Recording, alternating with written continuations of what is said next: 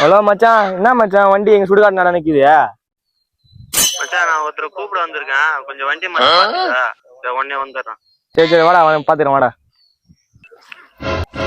தல என்னாச்சு தல? வண்டியில பெட்ரோல் தல. இந்த புறம்போக்கு பையன் வண்டி போட்டு பெட்ரோல மூட்டு சேர்ந்தல. தல இப்படி பேசுற? இது என் நண்பன் வண்டி தான், அவனுக்கு கடன் தரணும்.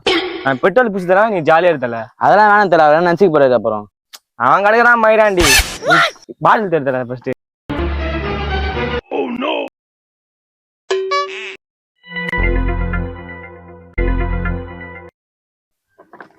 என்ன தல? ரொம்ப நன்றி தல.